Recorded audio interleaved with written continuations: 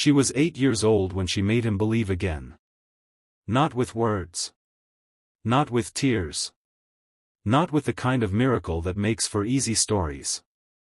She made him believe with a single movement, her left foot dragging 3 inches across the therapy room floor, her small face twisted with concentration, her hands gripping the fingers of a teenage boy who had appeared in their lives like an answer to a question Solomon Crane hadn't known he was still asking.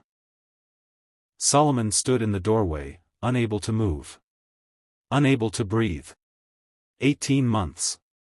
18 months of being told it was impossible. 18 months of watching his daughter disappear into herself, rejecting every treatment, every specialist, every attempt to reach her. 18 months of feeling his billions become worthless, his power become meaningless, his entire identity as a man who could fix anything crumble into dust. And now this. Amara's foot moved again. 4 inches this time. Her leg shook with the effort, muscles firing that doctors had sworn would never fire again. One more, the boy said. His name was Kofi. He was 15 years old, and 6 months ago he had been sleeping in subway stations. You're almost there. One more step. I can't. Amara's voice cracked. Sweat beaded on her forehead. It hurts. I know it hurts. Do it anyway.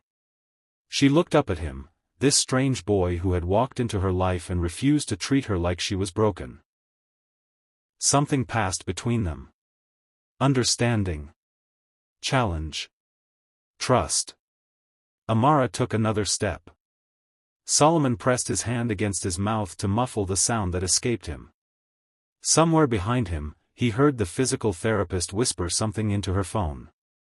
He didn't care. He didn't care about anything except his daughter's face, transformed by something he had almost forgotten existed. Hope. But first, you need to understand how they got here. How the loneliest billionaire in Chicago came to stand weeping in a doorway. How a homeless boy became the center of their world. And how a girl who was never supposed to walk again started to believe she could. The accident happened on a Sunday. Solomon would remember that detail forever, would turn it over in his mind during the sleepless nights that followed, would hate Sundays for the rest of his life even as he forced himself to keep living them. Sundays were family days. The one day each week he stepped away from Crane Industries and its endless demands. The one day he tried to just be a father instead of a titan. Sundays were supposed to be safe. They were driving back from the lake house. Amara had spent the weekend swimming, building sandcastles, chasing fireflies at dusk. She had fallen asleep in the back seat of the town car, her damp hair leaving marks on the leather, her face peaceful in that particular way that made Solomon's chest ache with love every time he saw it. She was 7 years old. She had her mother's eyes, her mother who had died bringing her into the world, whose absence Solomon had tried to fill with presence, with attention, with the fierce determination to be enough for this child who was all he had left of the woman he loved. The truck ran the red light at 57 miles per hour. Solomon remembered fragments. The screech of tires. Glass exploding inward. The world spinning, metal screaming, his own voice shouting Amara's name. Then darkness. He woke in the hospital 3 hours later with a broken collarbone and 16 stitches across his forehead. The doctor who delivered the news about his daughter had kind eyes and a steady voice, and Solomon hated him immediately for both. "Mr. Crane, your daughter is alive. That's the first thing I need you to understand." But Solomon was standing, even though they wanted him sitting. He couldn't sit. Sitting felt like giving up. The impact caused severe trauma to her spinal cord. T10 complete injury. The doctor paused, letting the words settle. She's lost all motor function and sensation below the waist. What does that mean? It means she won't walk again. I'm sorry. The words entered Solomon's mind but refused to take root. They bounced around, fragmented, impossible. There are treatments. Surgeries. Experimental procedures. I have resources. Mr. Crane.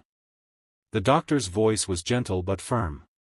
I've consulted with the best spinal specialists in the country. The injury is complete. The neural pathways are severed. Modern medicine cannot repair this kind of damage. Then I'll find medicine that can. The doctor said nothing. His silence communicated everything. Solomon walked to his daughter's room. She was sedated, small and broken beneath white sheets, her legs lying motionless in a way that looked wrong. Unnatural. She had been running through grass just hours ago. She had been laughing, spinning, alive in every cell of her body. Now she was this.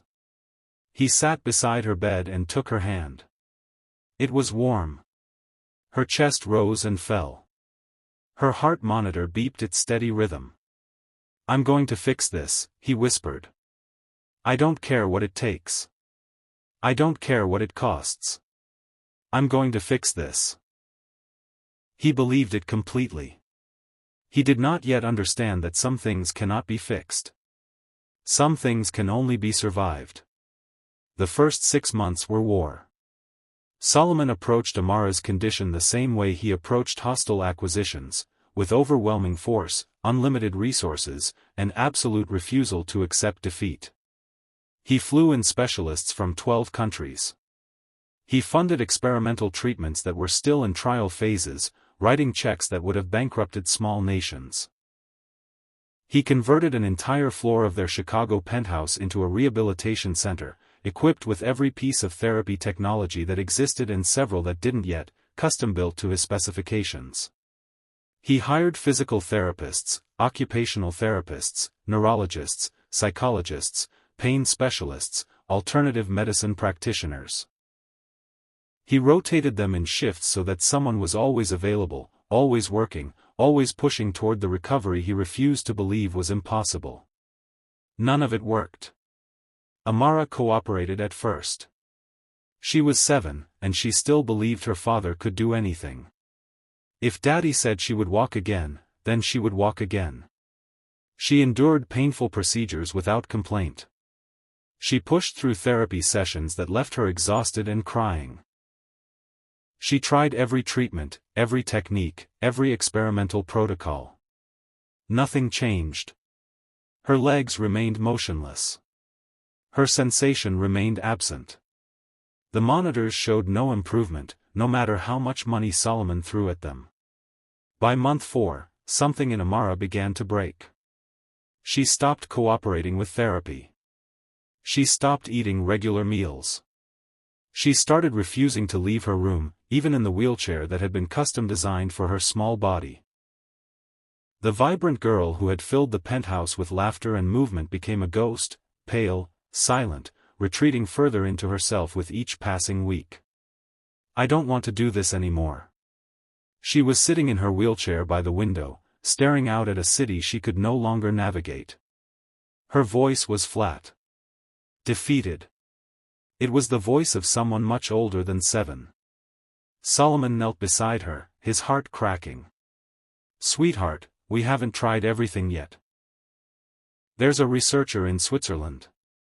I don't care about Switzerland. She didn't look at him. It's not working, Daddy. Nothing is working. Everyone keeps poking at me and testing me and making me do exercises that hurt, and nothing ever changes. It takes time. The doctors said. The doctors said I won't walk again. Now she turned, and her eyes, her mother's eyes, were filled with something Solomon couldn't bear to name. I heard them. When they thought I was sleeping.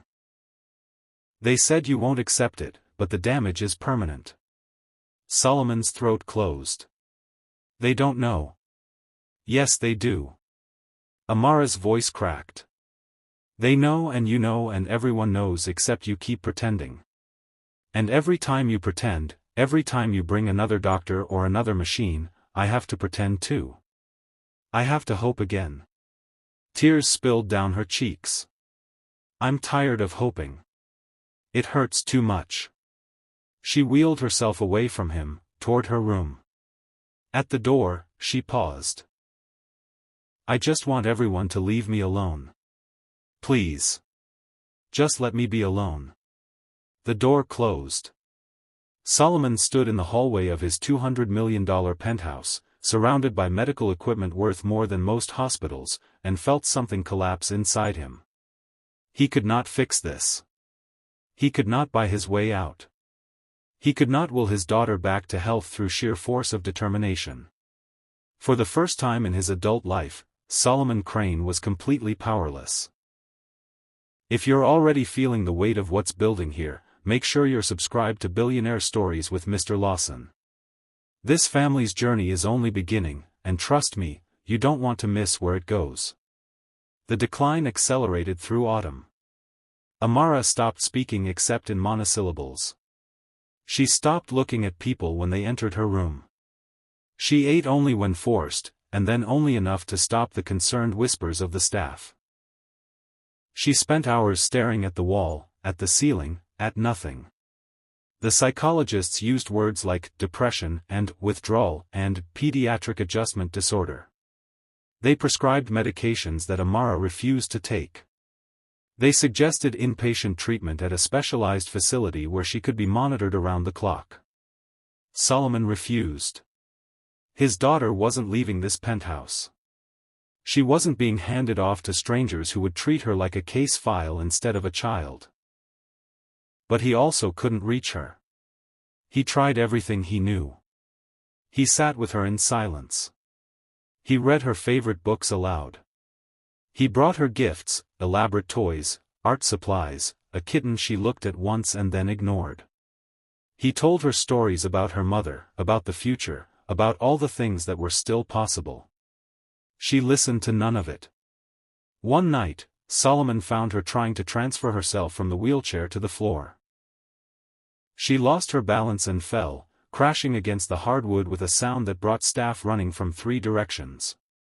She wasn't hurt. But when Solomon reached her, when he tried to help her up, she looked at him with those hollow eyes and said something that stopped his heart. "I wish I had died too." He didn't sleep that night. He sat in his study, staring at nothing, replaying those words over and over until they lost all meaning and then found it again, sharper each time. At 3 a.m, he did something he hadn't done since childhood. He prayed. Not to any god he believed in. Solomon had stopped believing in gods around the time his own father had abandoned the family for a younger woman and left Solomon, at 16, to care for a mother who fell apart and a brother who followed their father's worst examples. He prayed to the universe. To chance. To whatever force might be listening in the darkness. "I don't know what to do," he whispered. "I've tried everything I know how to try. I've spent more money than most people will see in a lifetime. And my daughter wishes she was dead." The words burned coming out. "If there's something I'm missing, if there's someone who can help her, send them.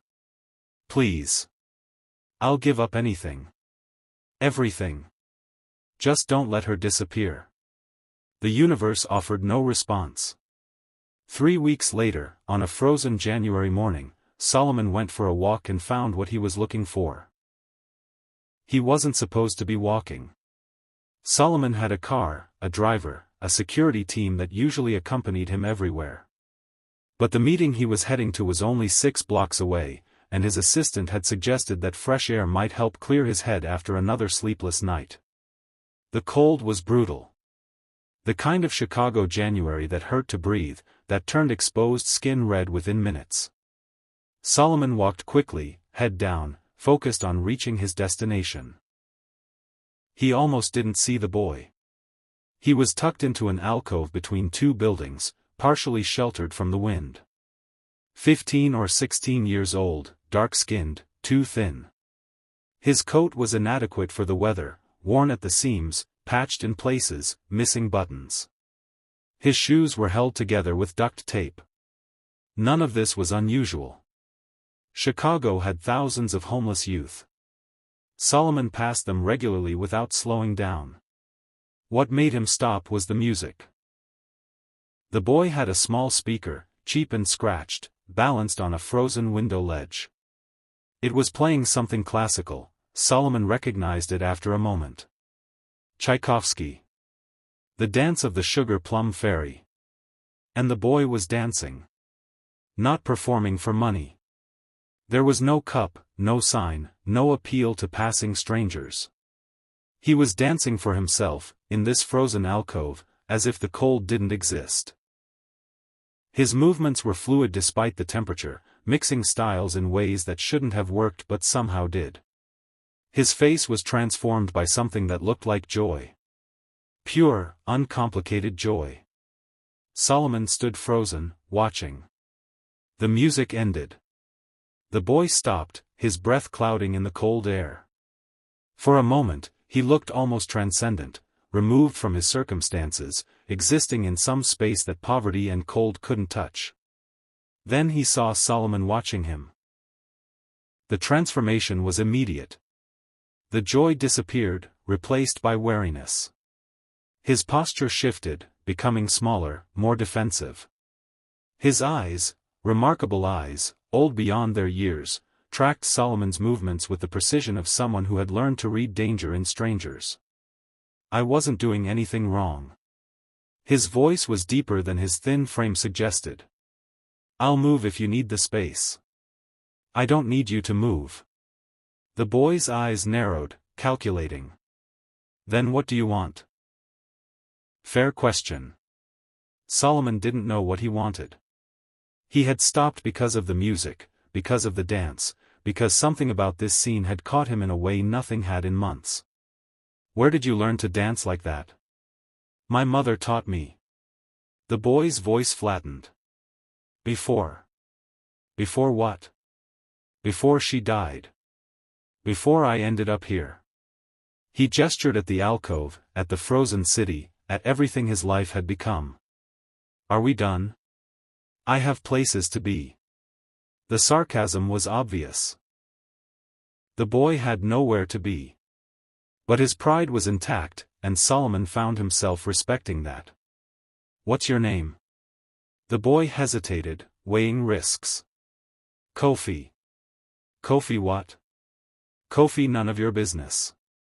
A flash of defiance. Look, I don't know what you want, but I'm not interested. Whatever it is. I'm not that desperate. That's not. Solomon stopped, realizing how this must look. A wealthy man, stopping to talk to a homeless teenager, asking personal questions. I'm not here to hurt you. Or proposition you. I just. He trailed off, unsure how to explain. You just what? I have a daughter. The words came out before Solomon could stop them. She's 7 years old. She was in an accident 8 months ago. She's paralyzed now. Wheelchair-bound. The doctors say she'll never walk again. Kofi was quiet, his wariness shifting into something else. She used to dance, Solomon continued. Not like you, she did ballet. She was supposed to perform in the Nutcracker this year. She'd been practicing for months. His voice caught. Now she won't even leave her room. She's given up on everything. She told me last week that she wishes she had died in the accident. Why are you telling me this? I don't know. Solomon shook his head. I just watched you dance in a frozen doorway, in clothes that aren't keeping you warm, with nothing, and you looked happy. Actually happy. I can't remember the last time my daughter looked anything except empty. I can't remember the last time I saw anyone look the way you just looked. Kofi was silent for a long moment. The wind cut between the buildings, sharp as knives. My mother used to say that dancing wasn't about the body, he said finally. She said it was about the soul finding its way out. The body is just the vehicle. If the vehicle breaks, you find another way. What does that mean? I don't know. She said a lot of things I didn't understand until later. Kofi started gathering his speaker, preparing to move on. I'm sorry about your daughter. But I can't help you. Wait. Kofi paused. I want to offer you something. Solomon pulled out his wallet, then stopped. Not charity. An actual job. Working at my home. Room and board included. Salary negotiable. Kofi's expression hardened. I already told you, I'm not. It's not like that. Solomon held up his hands. I have staff. Security. Everything would be documented, official. I'm offering you legitimate employment. Doing what? I don't know exactly. Helping around the house. Whatever needs doing. Solomon paused. But mostly, I think my daughter needs someone who understands what it means to lose everything and keep going. She's surrounded by people who want to fix her. Doctors. Therapists. Me. His voice dropped. Maybe what she needs is someone who can show her how to live with what can't be fixed. Kofi studied him with those two old eyes. You don't know anything about me. I know you dance in frozen doorways because it makes you feel alive. I know you've survived on the streets, which means you're tougher than most adults I know. And I know you didn't ask for money, didn't try to manipulate the situation when you saw someone wealthy paying attention to you. Solomon met his gaze. That tells me something about your character. Or my stupidity. Maybe. But I don't think so. The wind howled. Kofi shivered despite himself. If I come with you, he said slowly, I'm not promising anything. If something feels wrong, I leave. Immediately. No questions, no arguments. Agreed. And I'm not calling you, sir, or any of that. You're not my boss. You're a guy who made an offer. Also agreed. Kofi looked at the alcove, at the frozen speaker, at the city that had been his home for the past 2 years. Then he looked back at Solomon. Fine. Show me where you live. They walked together through the frozen streets. The billionaire and the homeless boy, heading toward a penthouse where a broken girl was waiting. Neither of them knew they were walking toward salvation. Amara's first reaction was exactly what Solomon expected. Absolutely not. She had emerged from her room only because Solomon insisted, and she sat in her wheelchair with her arms crossed, glaring at Kofi with undisguised hostility. Her hair was uncombed. Her eyes were shadowed with sleeplessness. She looked like a small, furious ghost. I don't need another charity case coming to stare at me, she continued. I don't need another stranger pretending to care about my journey, or my healing, or whatever this is supposed to be. I'm not a charity case. Kofi's voice was calm, unbothered by her anger. I'm a homeless person your father found dancing in an alley. There's a difference. Amara blinked, thrown off by his directness. And I'm not pretending anything, Kofi continued. I don't know you. I don't know your story. Your father says you used to dance and now you don't. That's all I know. I can't dance. I'm paralyzed. Didn't he mention that? He mentioned it. Kofi looked around the room, the vast windows, the expensive art, that's interesting. The therapy equipment that cost Kofi more than most houses. Kofi sat down on the floor, crossing his legs. He also mentioned putting himself below her eye level. Because there's nothing left to hope for. My mother died 2 years ago. Cancer. The bad kind. It had already spread by the time they found it. I watched her die over 18 months while doctors said there was nothing they could do. After she was gone, I had nothing. No family. No money. No home. I ended up in foster care, then on the streets. I had every reason to give up too. Amara's arms uncrossed slightly. Despite herself, she was listening. Why didn't you? Because my mother didn't raise me to give up. She raised me to find another way. Kofi's voice softened. She was a dancer too. Professional. Before she got sick, she performed all over the world. She taught me that dance isn't about perfect bodies or perfect circumstances. It's about expression. Movement. Finding your way through. I can't move my legs. So move something else. Kofi shrugged. Your arms work. Your face works. Your hands, your spine, your neck, all the parts of you above the injury. They're not paralyzed. Why are you acting like the rest of you doesn't exist? Amara opened her mouth to argue. Closed it again. For the first time in months, she looked confused instead of angry. It's not the same, she said finally. But her voice was uncertain now. Why not? She didn't answer. Look, Kofi said, I'm not a therapist. I'm not a doctor. I don't know anything about spinal injuries or rehabilitation or any of that. I just know how to dance. And my mother taught me that everybody can express themselves through movement, no matter what their body looks like or what it can do. If you want me to show you what she showed me, I will. If you don't, I'll leave right now and you'll never see me again. He stood up, waiting. Solomon held his breath. Amara looked at this strange teenager who had appeared in her living room. Homeless, underdressed, clearly hungry, and something flickered behind her eyes. Not hope. Not yet. But curiosity. The first sign of interest she had shown in anything for months. You're really not scared of me, she said. Everyone else walks on eggshells. Like I'm going to break if they say the wrong thing.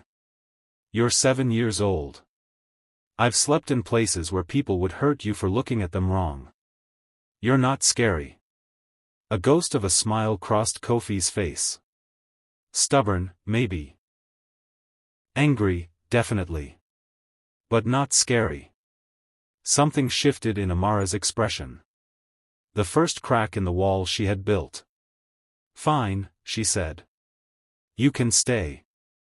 But I'm not promising anything. Neither am I. Now that you've seen how they came together, I want to tell you, this is where everything starts to change.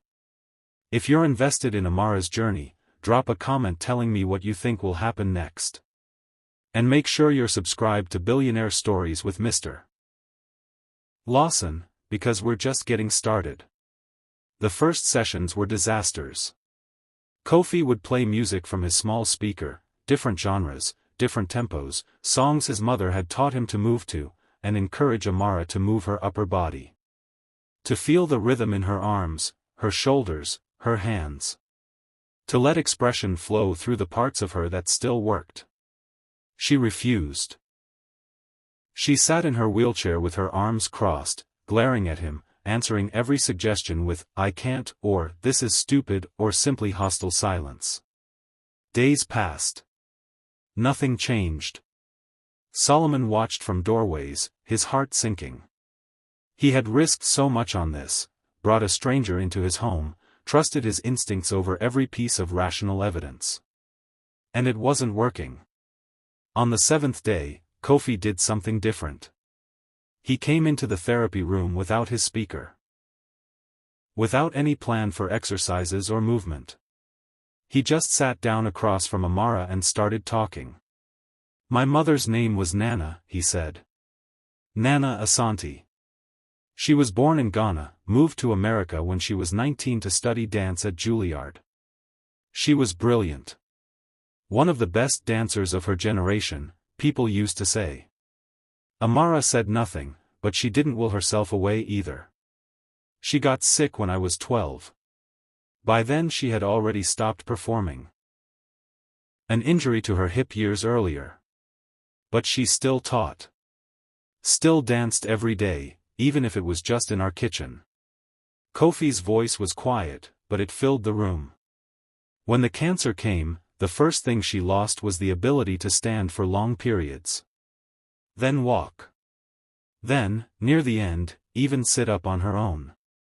Amara's hands, which had been gripping her armrests, slowly relaxed. She kept teaching me anyway. From her bed. She'd watch me move and tell me what to adjust. My posture, my extension, the way I held my hands. She'd choreograph whole pieces just by describing them, and I'd bring them to life for her. Kofi paused. The last dance she choreographed, I performed for her 3 days before she died. She couldn't clap anymore. Could barely smile. But her eyes, his voice caught. Her eyes were dancing. The room was very quiet. Why are you telling me this? Amara's voice was small now. The anger had drained away, leaving something raw underneath. Because I want you to understand something. Kofi leaned forward. My mother couldn't move at the end. She was paralyzed too, in her own way, trapped in a body that had stopped working. But she never stopped being a dancer. Never. Because dance wasn't in her legs or her arms or any single part of her body. It was in her soul. And souls don't get paralyzed. Amara looked down at her useless legs. At her small hands, clenched in her lap. How do I do that? She whispered. How do I be a dancer when I can't dance? You already are a dancer. You just forgot. Kofi stood, holding out his hands. Let me remind you. She hesitated. Months of walls. Months of refusing help, refusing hope, refusing anything that might lead to more disappointment. Then, slowly, she reached out and took his hands. What do I do? Close your eyes. Listen to the music. Kofi pulled out his speaker and pressed play. Something soft. Something sad. Something that sounded like loss and hope tangled together. Now let your arms move. Don't think about it. Don't try to make it look like anything. Just feel it and move. Amara closed her eyes. For a long moment, nothing happened. Her arms stayed rigid at her sides, her face tight with concentration. Then, slowly, her right hand lifted. Just a few inches. Just a small movement. But it was a beginning. Good, Kofi said softly. Again. Her left hand rose to join the right. They moved together, hesitant at first, then with growing confidence. Not graceful, not yet, but authentic. Real. She was moving. For the first time since the accident, Amara was expressing something through her body. Letting the music flow through her.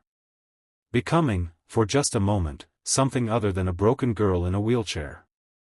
When the song ended, she opened her eyes. They were wet with tears. How did that feel? Kofi asked. Like. She searched for words. Like I was still in there. Like some part of me was still alive. That part never went away. You just stopped listening to it. Amara looked at her hands, the hands that had just danced, however simply, and something shifted in her face. The wall didn't crumble completely. Walls that tall don't fall that easily. But a door appeared in it. A door that might, with time, be opened. Tomorrow, she said. Can we do this again tomorrow? Every day, Kofi said. For as long as you want. Solomon, watching from the hallway, pressed his hand against his mouth and let the tears come. They developed a routine over the following weeks. Mornings, Kofi would arrive in the therapy room with his speaker and a plan. Sometimes they worked on arm movements, extending, reaching, expressing emotion through gesture. Sometimes they worked on her face, how to communicate feeling through expression when words weren't enough. Sometimes they worked on her upper body.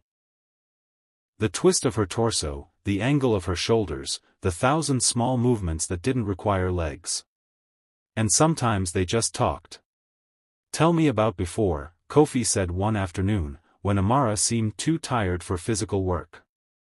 Tell me about dancing before the accident. I started when I was 3. Amara's voice was soft, remembering. My mom, I never knew her, she died when I was born, but Daddy says she loved ballet. He put me in classes because he thought she would have wanted that. Did you like it? I loved it. Something flickered across her face, joy, quickly shadowed by loss. I was supposed to be Clara this year. In the Nutcracker. My teacher said I had something special. That I could feel the music in a way most kids couldn't. You still can, Kofi said. Feel the music, I mean. That doesn't go away just because your legs don't work. It feels different now. Different doesn't mean worse. Just different. Amara was quiet for a moment. Do you miss your mom? The question caught Kofi off guard. His expression flickered before settling into something unreadable. Every day, he said. Every single day. Does it get easier? No. He paused. But you get stronger. Strong enough to carry it without falling down. Amara considered this. I don't feel strong. You're 7 years old and you survived something that would have killed most adults. You're the strongest person I know. I'm 8 now. My birthday was last month. Her voice was matter-of-fact, but something underneath it ached. Daddy threw a big party. Invited all these kids from my old school. They came and felt sorry for me and went home. I hated it. Did you tell your dad you hated it? No. He was trying so hard. He's always trying so hard. She looked down at her hands. I don't want to make him sadder than he already is. Kofi nodded slowly. You're protecting him. Someone has to. Everyone thinks he's so strong because he's rich and powerful. But he's not. He's scared all the time. I can see it. She paused. He was crying last week. In his office, when he thought no one was watching. I saw him through the door. What do you think he was crying about? Me. Her voice was barely a whisper. He was looking at a picture of me. From before the accident. When I could still walk. The room was quiet except for the distant hum of the city below. My mom used to say that love makes us fragile, Kofi said finally. That when we really love someone, their pain becomes our pain. We can't protect ourselves from it. Is that why you're here? Because you understand that? Kofi thought about the question for a long moment. I'm here because when I was on the streets, nobody came for me. Nobody saw me except as a problem to ignore or a threat to avoid.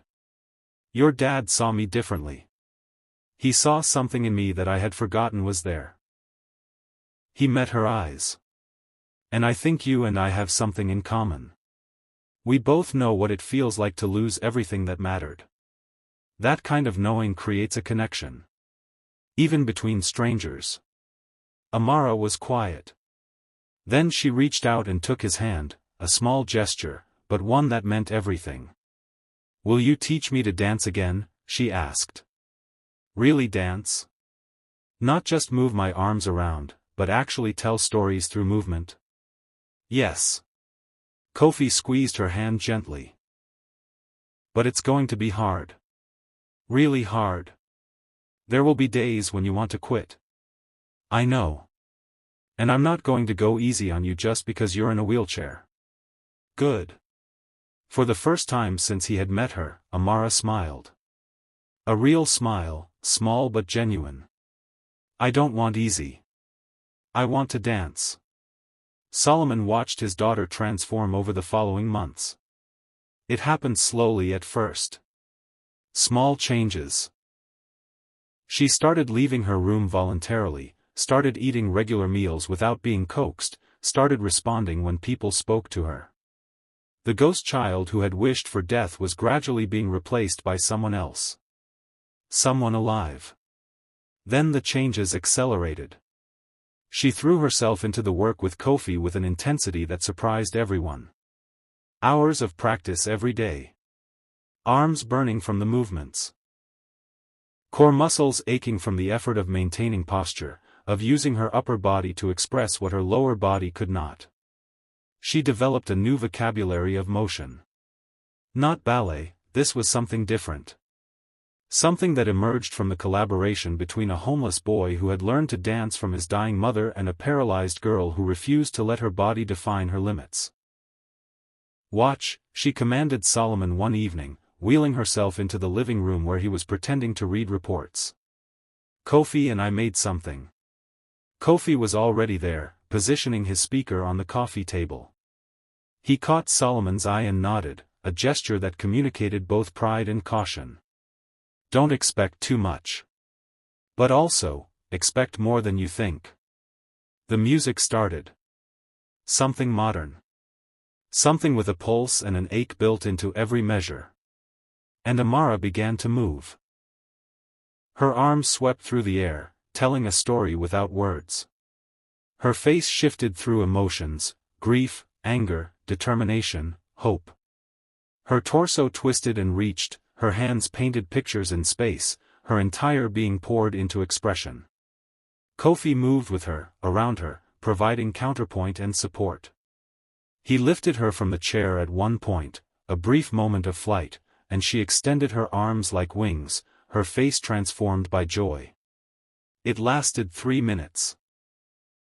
When it ended, Amara was breathing hard, her cheeks flushed with exertion, her eyes blazing with something Solomon had thought was lost forever. Life. His daughter looked alive. "What do you think?" she asked, suddenly shy. "Is it good?" Solomon opened his mouth to speak and found he couldn't. His throat had closed completely. "Daddy?" Concern crept into her voice. "Are you okay?" He crossed the room in 3 strides and pulled her into his arms, chair and all. He held her tight, his face buried in her hair, his shoulders shaking. "It's beautiful," he managed finally. "You're beautiful. You are the most beautiful thing I've ever seen." Amara hugged him back, her small arms surprisingly strong. "Kofi helped," she said. "I couldn't have done it without him." Solomon looked up at the boy, this teenager who had arrived with nothing and given his daughter everything. "Thank you," he said. The words were completely inadequate, but they were all he had. "Thank you." Kofi nodded once. His eyes were suspiciously bright. "She did the work," he said. "I just showed her where to look." The seizure came without warning. They were in the middle of a session, Amara working on a new sequence Kofi had choreographed for her, something that told the story of a bird learning to fly without wings.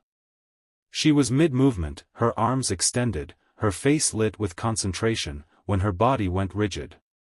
Then she started shaking. "Amara." Kofi caught her before she fell from the wheelchair, lowering her to the floor as gently as he could while her limbs jerked uncontrollably. "Mr. Crane. Someone help." Solomon was in his study when he heard the shouting. He ran faster than he had moved in years, his heart hammering, his mind screaming with every step. By the time he reached the therapy room, Amara had stopped seizing. She lay on the floor, unconscious, her small body limp in Kofi's arms. The boy's face was ashen, his hands trembling. "She just collapsed," Kofi said. "We were dancing and then she just move." Solomon pushed past him, scooping his daughter into his arms. She weighed nothing. She had always weighed nothing. "Call an ambulance. Now." The ride to the hospital took 11 minutes. Solomon held Amara the entire way, refusing to let the paramedics take her from him. He counted her breaths. Watched her eyelids for any sign of movement. Prayed to the God he didn't believe in with every fiber of his being. She woke briefly in the ambulance, her eyes unfocused and confused. "Daddy?" "I'm here, sweetheart. I'm right here. You're going to be okay." "What happened?" "You had a seizure. We're going to the hospital. They're going to take care of you." Her face crumpled. "I don't want to go to the hospital. I was dancing." I want to keep dancing. You will. I promise. You just need to rest first. Her eyes closed again. Solomon held her tighter and tried to remember how to breathe. The neurologist's name was Dr. O'Yelleran. She was small, precise, and delivered information with the kind of clinical detachment that Solomon usually appreciated. Today, he hated it. The MRI shows a complication we weren't anticipating, she said, pulling up images on the screen in her office. There's a cyst forming at the site of the original spinal injury. It's called a syrinx. Essentially a fluid-filled cavity that can expand and cause additional damage. Solomon stared at the images. They meant nothing to him. Just shadows and shapes. What does that mean for Amara? If left untreated, the syrinx will continue to grow.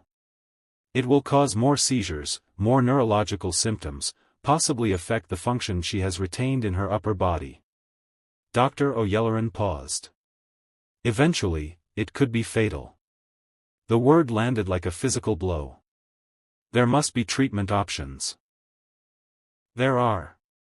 She pulled up another screen. Surgery to drain the cyst and prevent further growth. It's risky, any surgery on the spinal cord carries significant dangers, but it's the only way to address the underlying problem. What are the risks? The standard risks of any major surgery. Infection. Bleeding. Adverse reaction to anesthesia. Dr. O'Yelleran met his eyes. But there's also a possibility that the surgery could cause additional damage to the spinal cord. She could lose function she currently has. Fine motor control in her hands. Some of her core stability. She could lose her ability to dance. Yes. It's possible. Solomon closed his eyes. He saw Amara's face during their last performance, the joy, the life, the sense of purpose that had returned to her over the past months. He saw her arms moving through the air, telling stories without words. What happens if we don't do the surgery? The cyst will continue to grow. The seizures will become more frequent and more severe. Within a year, maybe 2, she'll lose most of her remaining function. Dr. O'Yelleran's voice softened almost imperceptibly. I'm sorry, Mr. Crane.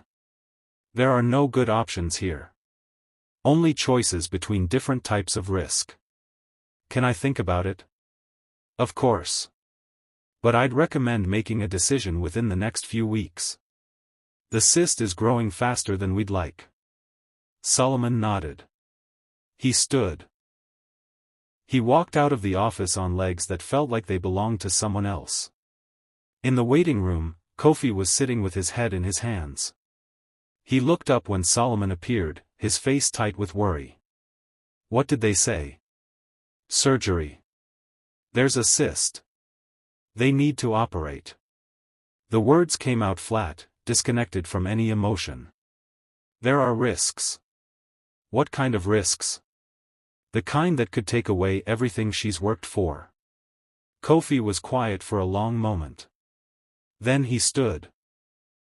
Can I see her? She's resting. They gave her something to help her sleep. I want to see her anyway. If that's okay. Solomon nodded. They walked together to Amara's room, where she lay small and still in the hospital bed, surrounded by machines that beeped and hummed. Kofi crossed to her bedside and took her hand. He didn't say anything. He just held on, his thumb tracing small circles on her palm. Solomon watched from the doorway, something shifting in his chest.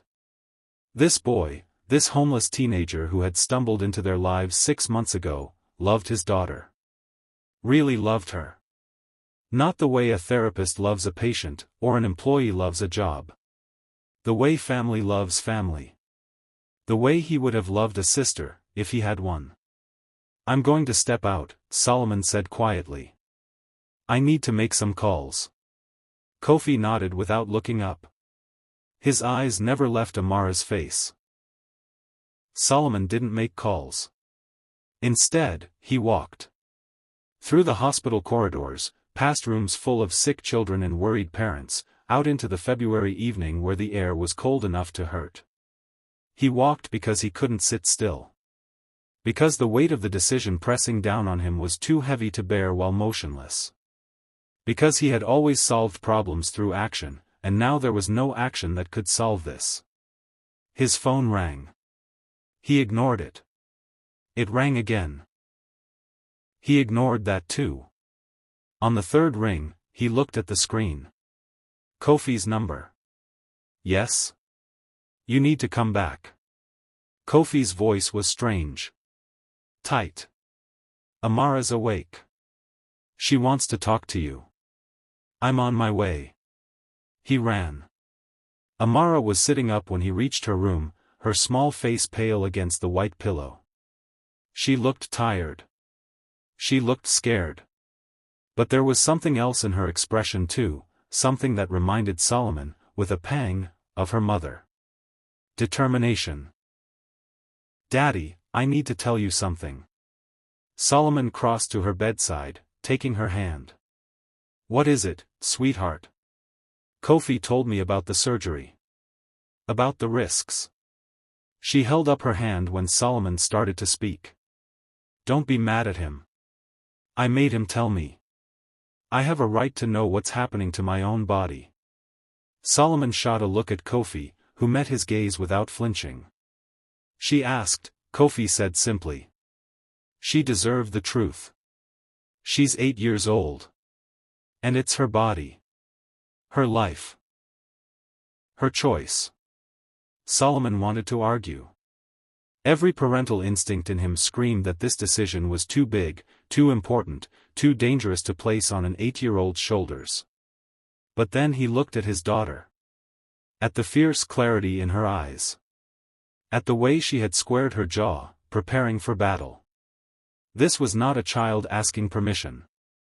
This was a person claiming the right to shape her own future. Okay, he said slowly.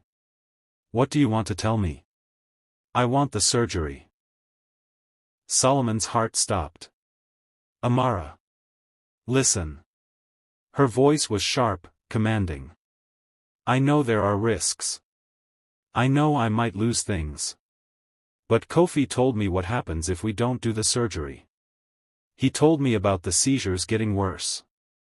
About losing more function. About, she swallowed hard. About dying. That's not certain. There might be other options. You already looked for other options. I heard you on the phone last night, calling doctors all over the world. There aren't any other options, Daddy. There's just this one. Solomon had no response. She was right. He had spent the night calling every specialist, every researcher, every experimental program he could find.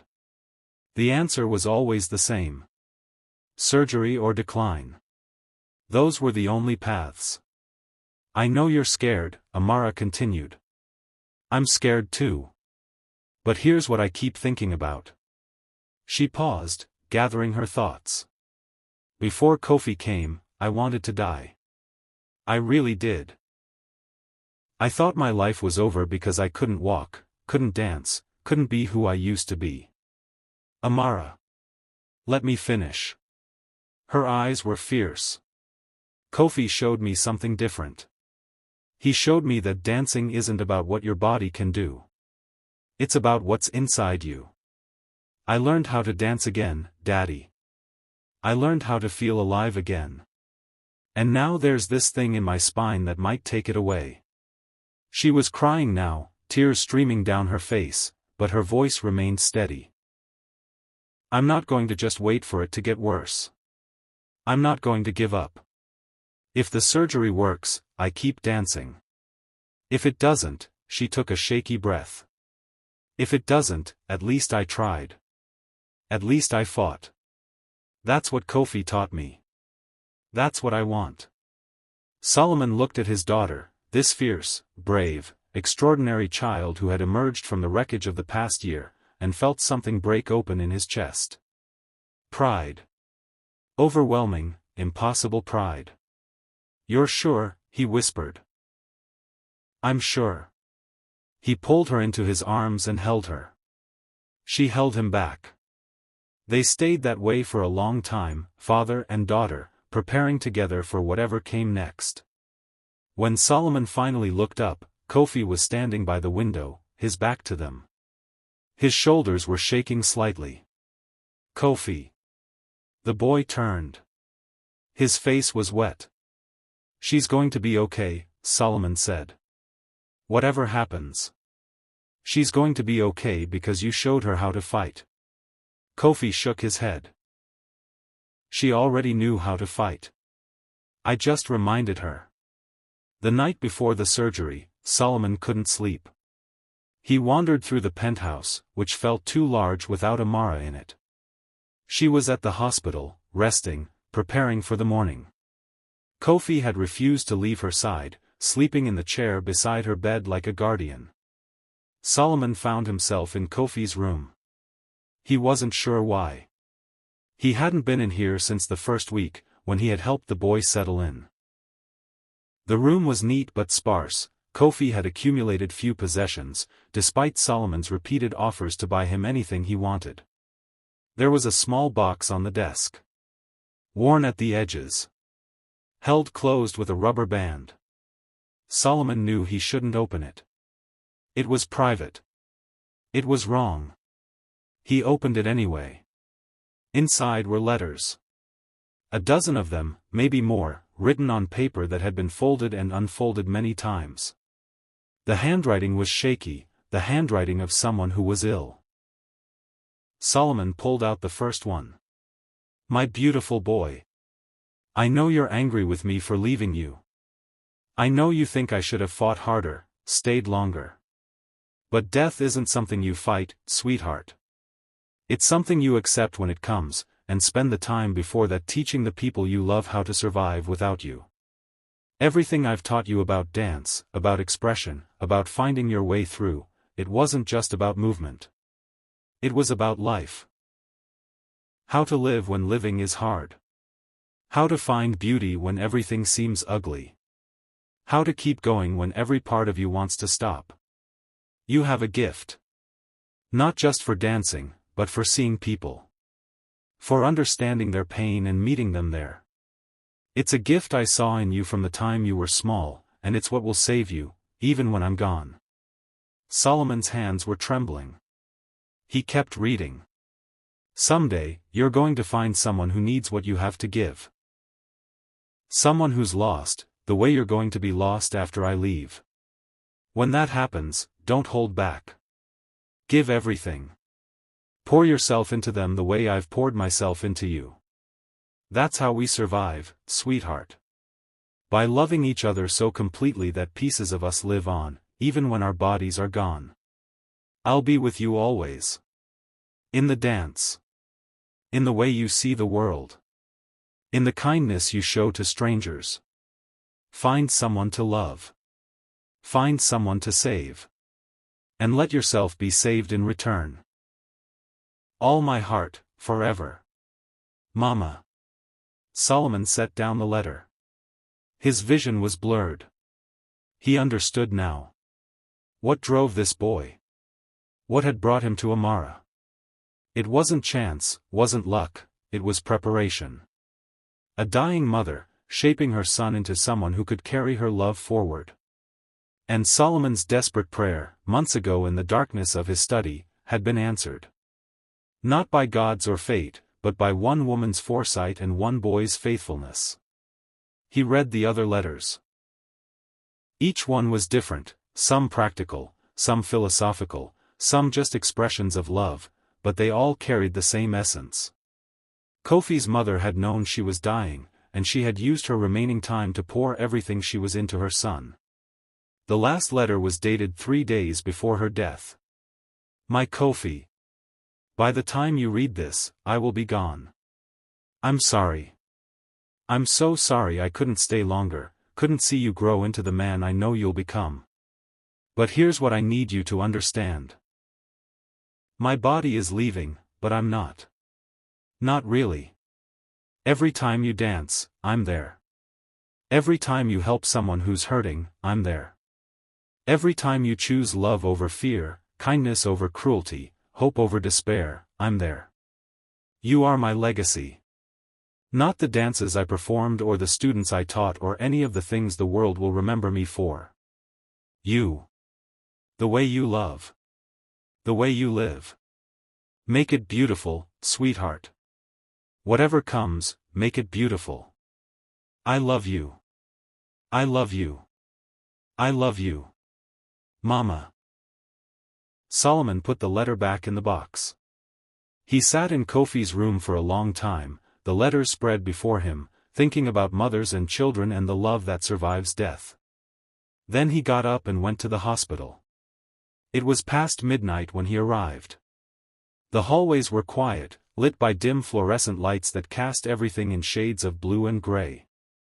Kofi was exactly where Solomon expected, in the chair beside Amara's bed, his head resting on folded arms, asleep.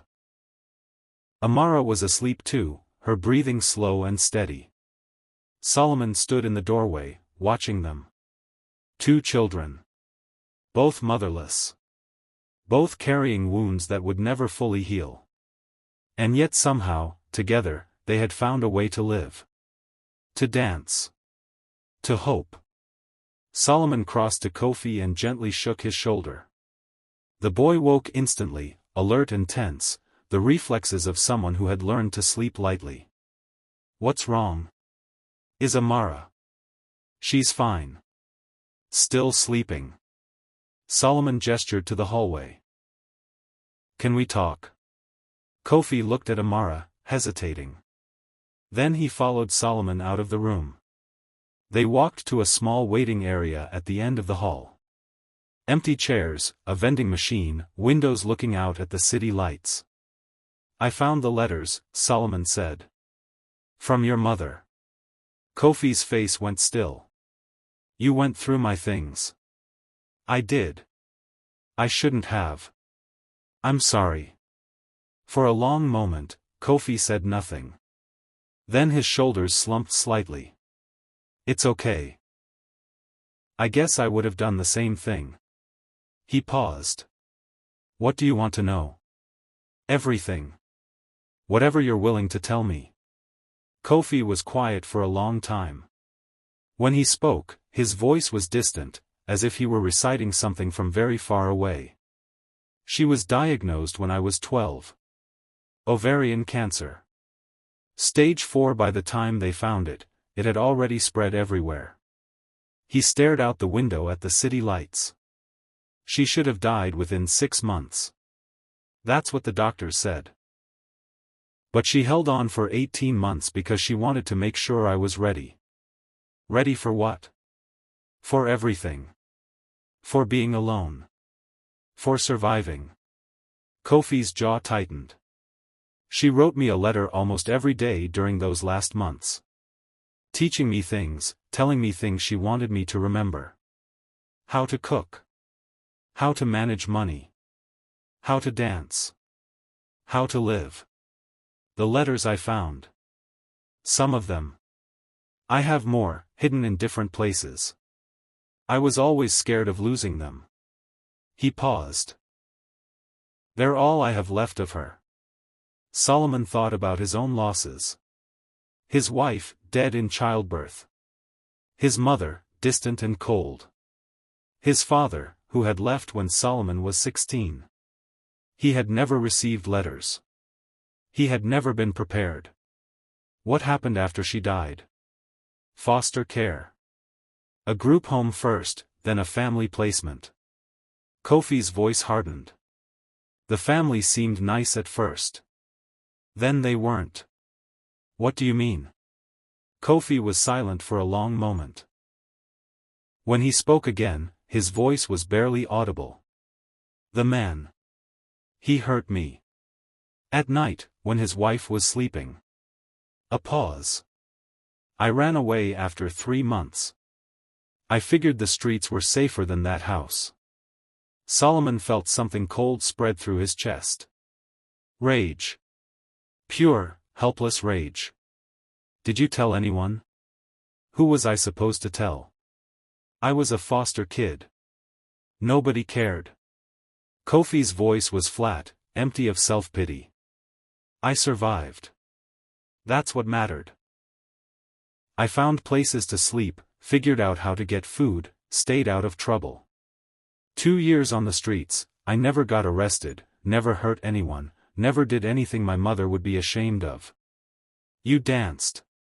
Every day. Even when I was hungry, even when I was cold, I danced. Finally, Kofi looked at Solomon. It was how I stayed connected to her. How I remembered who I was supposed to be. Solomon thought about the first time he had seen Kofi. Dancing in a frozen alley, joy radiating from him despite everything. He had assumed, at the time, that he was witnessing something extraordinary. He hadn't understood the half of it. I want to adopt you, Solomon said. Kofi blinked. Whatever he had expected Solomon to say, it wasn't that. What? Legally. Officially. As my son. Solomon's voice was steady, certain. Not as an employee or a guest. As family. You don't have to. I know I don't have to. I want to. Solomon stepped closer. You saved my daughter. You gave her back her life, her joy, her sense of who she is. I can never repay that. But what I can do is make sure you're never alone again. Never homeless again. Never unprotected again. Kofi's face was unreadable. Why? Because you're already family. You have been for months. Solomon paused. And because I think your mother would want you to have a home. A real one. With people who love you. Kofi was quiet for a long time.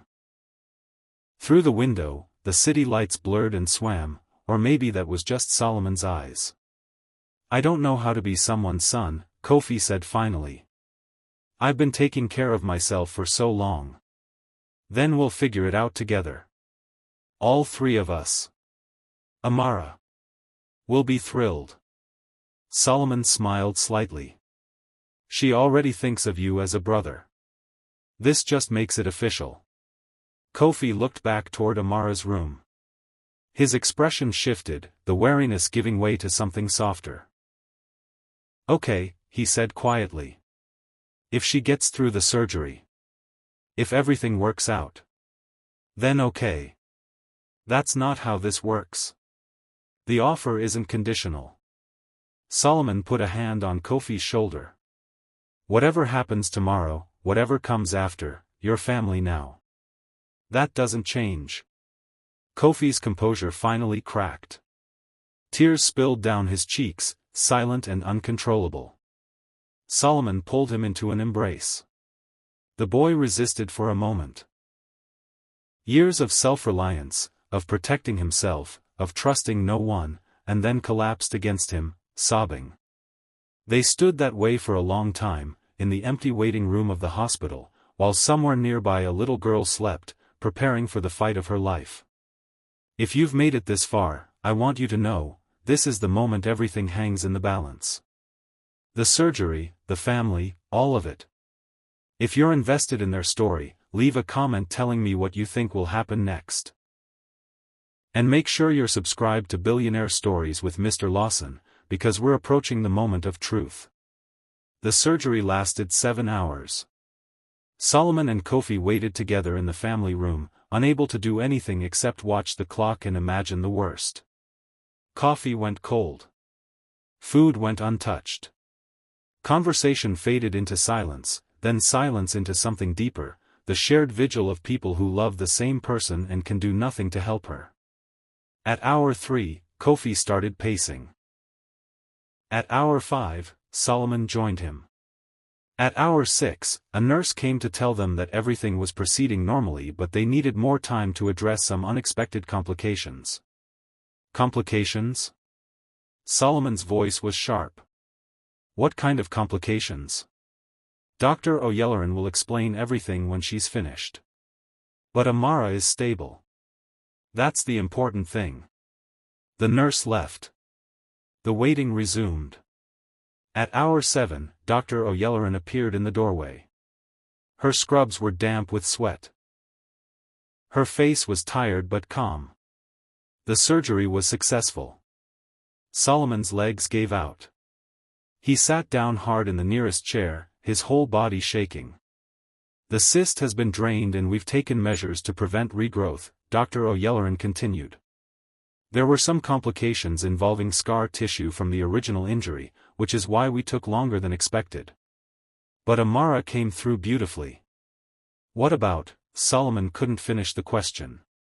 What about her arms? What about her hands? What about everything that made her who she was now? We won't know the full picture until she wakes up and we can do neurological assessments. Dr. O'Yelleran's voice softened slightly. But preliminary signs are good. The motor pathways we were concerned about appear intact. There's even some indication that the procedure may have relieved pressure on areas of the spinal cord that were compromised. What does that mean? It means we might see some improvement in function. Not walking, I want to be clear about that, but possibly some increased sensation or motor control in areas that were previously affected. She paused. It's too early to make any predictions. But there's reason to be cautiously optimistic. Cautiously optimistic. Two words that meant nothing and everything at the same time. Can I see her? She's being moved to recovery now. Give us about an hour to get her settled, and then you can be with her. Dr. O'Yelleran left. Solomon sat in the chair, unable to move, tears streaming down his face. Kofi knelt beside him. She made it, the boy said. She made it. She made it, Solomon repeated. The words felt unreal. Impossible. After months of impossible news, impossible diagnoses, impossible outcomes, finally, something possible. They held on to each other and waited for the hour to pass. Amara woke slowly. The anesthesia lifted in stages, first awareness of sound, then light, then the dull ache that spread through her body like something surfacing from deep water. She opened her eyes. Her father was there. Kofi was there. Both of them looked terrible, exhausted, unshaven, eyes red from crying or sleeplessness or both. Hey, sweetheart. Her father's voice was rough. How do you feel? Tired. Her own voice sounded strange, far away. Did it work? The cyst is gone. The doctors say the surgery was a success. But can I still? She tried to lift her arms, panic rising in her chest. Can I still move? Try. Amara focused. She concentrated on her right arm, willing it to move the way Kofi had taught her, not just muscle memory, but intention. Purpose. Her arm rose from the bed. Shaky, weak, but moving. She tried the left. Same result. She tried her hands, making fists, extending fingers. Everything worked. Everything still worked. Oh, thank God. The words came out as a sob. Thank God. I can still dance. Kofi moved to her bedside, taking her hand. His eyes were wet. You scared us, he said. Don't do that again. I'll try not to.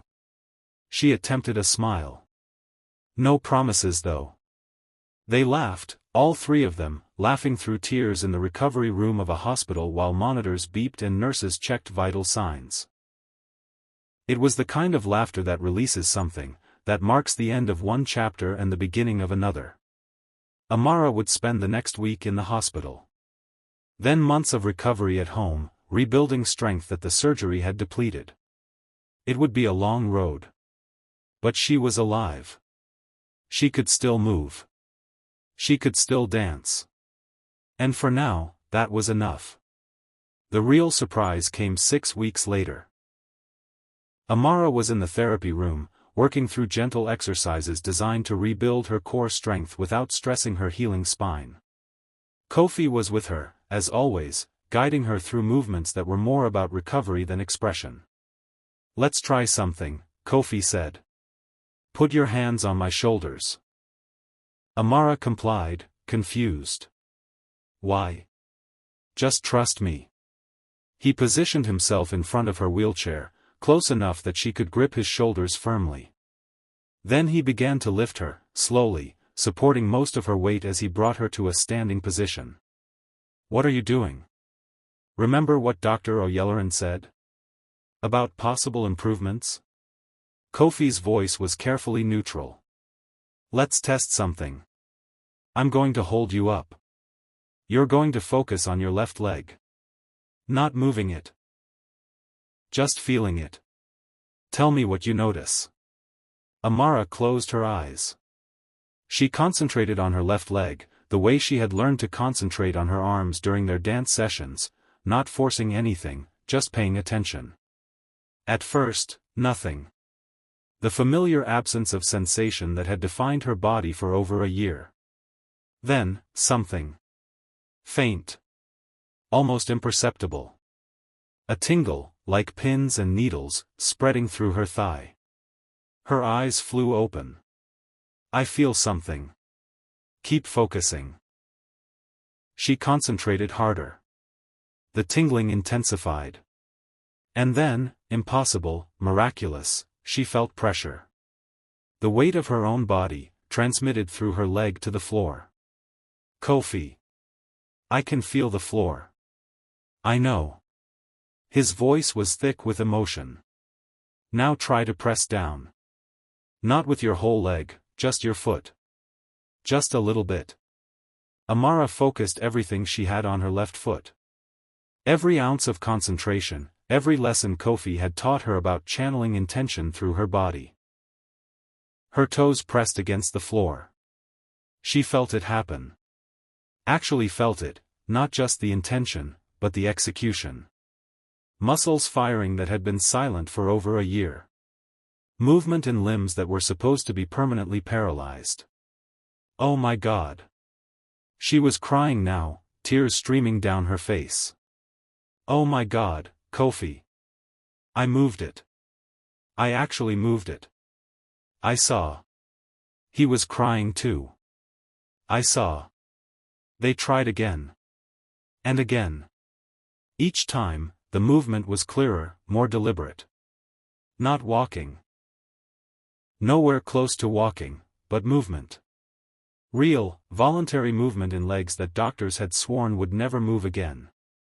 When Solomon arrived an hour later, responding to Kofi's urgent phone call, he found his daughter standing, actually standing, with Kofi's support, her left foot pressing repeatedly against the floor while both children wept and laughed simultaneously. He stood in the doorway, unable to speak, watching something that every specialist in the country had told him was impossible. His daughter was moving. The doctors had no explanation. They ran tests.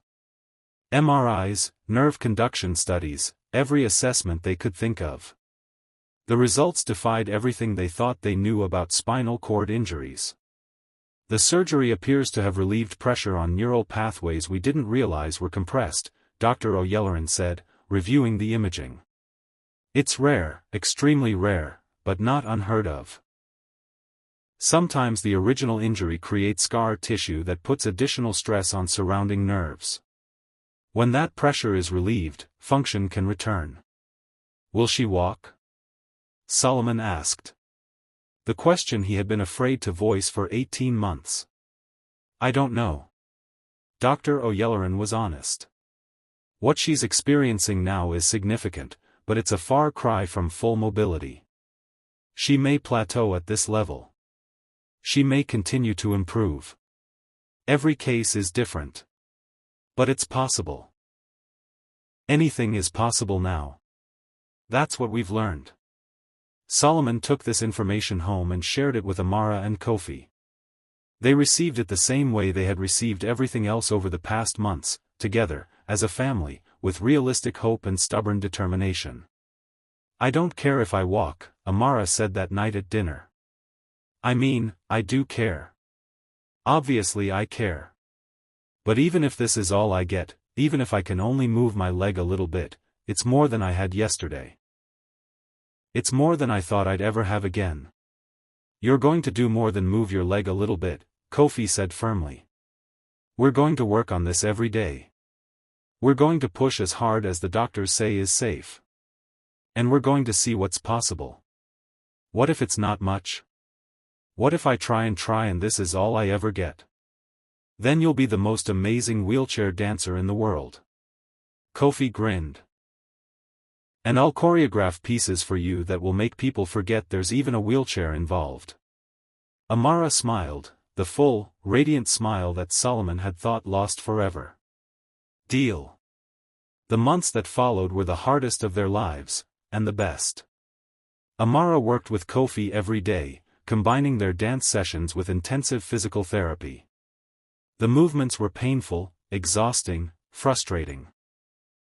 There were days when nothing seemed to change, when her body refused to cooperate, when she wanted to quit. She didn't quit. She pushed through setbacks. Celebrated small victories. Learned to distinguish between productive struggle and counterproductive strain. Kofi was beside her through all of it, pushing when she needed pushing, backing off when she needed rest, always reminding her why she was fighting. Progress came in increments. First, consistent movement in her left leg.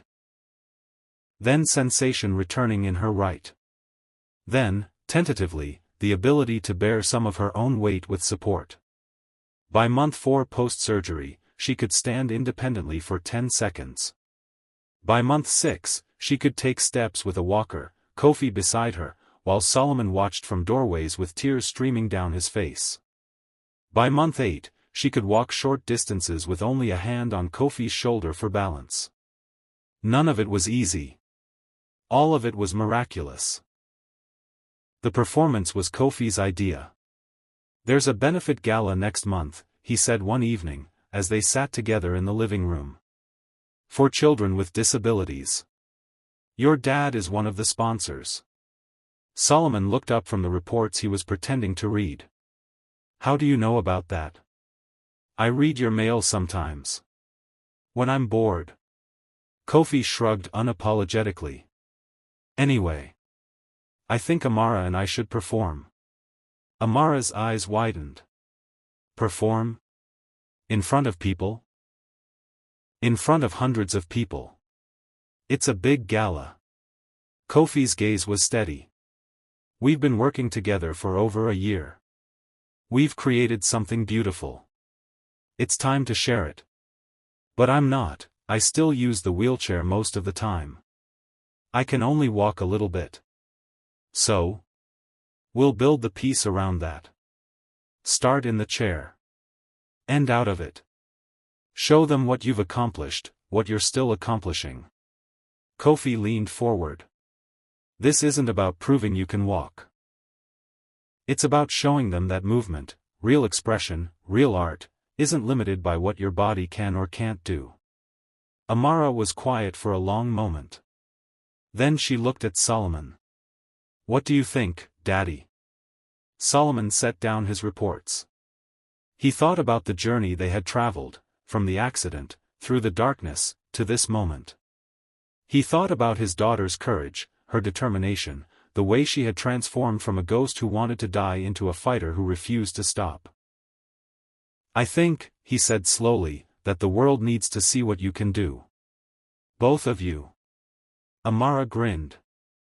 Then we'd better start practicing. The gala was held at the Chicago Cultural Center, in a grand hall with soaring ceilings and crystal chandeliers. 500 guests in formal attire, the cream of Chicago society mixed with celebrities and politicians and philanthropists. Solomon stood near the back of the room, his heart pounding, watching the stage being prepared. This was Amara's moment. Hers and Kofi's. All he could do was watch. The lights dimmed. A spotlight focused on the center of the stage, where Amara sat in her wheelchair, dressed in flowing white fabric that Kofi had designed himself. Her hair was braided with small lights that sparkled like stars. The music began. Something original, composed by a friend of Kofi's from his mother's dance world, a haunting melody that spoke of loss and recovery, of falling and rising. And Amara began to dance. Her arms moved first, the vocabulary of expression she had developed over months of work with Kofi. Reaching, extending, telling a story without words. The audience was silent, captivated. Then Kofi entered. He moved around her, with her, sometimes lifting her from the chair and spinning her through the air before returning her gently. They had rehearsed every move 100 times, and it showed. The partnership was seamless, the trust absolute. Midway through the piece, something changed. Kofi positioned himself beside the wheelchair and extended his hands. Amara took them, her face set with concentration. She stood. A gasp rippled through the audience. She took a step. Then another. Kofi supporting her weight, guiding her movement, but she was walking. Actually walking across the stage of the Chicago Cultural Center in front of 500 people. The audience rose to their feet before she finished. The applause was deafening, but Amara didn't hear it. All she heard was the music, all she felt was Kofi's hands in hers, all she knew was the impossible becoming possible in real time. They finished together, Amara standing on her own 2 feet, Kofi beside her, both of them crying, both of them radiant. The standing ovation lasted 4 minutes. When it finally faded, Solomon made his way to the stage. He pulled both children into his arms and held them, his face buried between them, his shoulders shaking. "I'm so proud of you," he whispered. "Both of you. I'm so proud." Amara hugged him back. "We did it, Daddy. We actually did it. You did it. You and Kofi." He pulled back enough to look at them. "Your mother would be so proud. Both of your mothers." Kofi's face crumpled at that. The mention of his mother, here in this moment of triumph, broke through all his defenses. "I wish she could have seen this," he said. "She did." Amara took his hand. "She was watching. I know she was." They stood together on the stage, the 3 of them, as photographers captured the moment and audience members wiped their eyes and the world witnessed something that statistics and medical science said shouldn't exist. A girl who was told she would never walk again, walking. A boy who had been thrown away, found. A father who had lost everything, restored. A family, made whole. The adoption was finalized 3 weeks later. It was a simple ceremony. Just the 3 of them, a judge, and the lawyers. Solomon had learned, over the past year, that the most important moments rarely needed an audience. "Kofi Asante, do you understand that by this adoption, Solomon Crane becomes your legal father, with all the rights and responsibilities that entails?" "I do." "And do you consent to this adoption freely, without coercion or reservation?" Kofi looked at Solomon. At Amara, who was squeezing his hand so hard it almost hurt. "I do." The judge smiled. "Then by the power vested in me by the state of Illinois, I declare this adoption complete. Kofi, you are now legally Kofi Crane. Congratulations." Amara threw her arms around him. Solomon wrapped them both in an embrace that seemed to contain everything, every loss, every fear, every hope, every moment of impossible grace that had brought them here. "Welcome home," Solomon said quietly. "For real this time." "I've been home for a while," Kofi replied. It just took the paperwork a little time to catch up. 1 year later. She was 9 years old when she finally showed him what real strength looked like. Not with dramatic gestures. Not with grand declarations. With a single walk across the therapy room, no wheelchair, no walker, just her and Kofi, his hand barely touching hers for balance. "You can let go," she said. Kofi hesitated. "Are you sure?" "Let go." He released her hand and stepped back. Amara stood alone, swaying slightly. Then she took a step. Another. Another. She walked the entire length of the room, 15 feet, which might as well have been a marathon, and stopped at the window, looking out at the city that had witnessed her destruction and her rebirth. "I did it," she whispered. Behind her, Solomon pressed his hand against his mouth. Kofi was already crying. She turned, and her face was luminous, the face of someone who had traveled through darkness and found the light on the other side. "I knew I could," she said. "I just had to believe it." They never stopped dancing. As Amara grew older, her mobility continued to improve. She would never be the ballet dancer she had dreamed of becoming, her body had its limitations, and she learned to accept them. But she became something else. Something new. She and Kofi founded a program together, a studio that taught dance to children with disabilities, using the techniques they had developed during her recovery. Movement as expression. Body as vehicle for soul. The wheelchair as partner, not prison. They called it the Nana Asante Foundation, in honor of Kofi's mother. Within 5 years, they had studios in 12 cities. Within 10, they had reached thousands of children who had been told that dance wasn't for them, children who discovered, through Amara and Kofi's methods, that movement belonged to everyone. Solomon watched his children change the world, and he understood, finally, what he had been looking for all those years ago when he prayed in the darkness of his study. Not a miracle. Not a cure. Not the ability to fix everything through sheer force of will. Just this. This family. This love. This connection that had emerged from the wreckage of all their separate losses.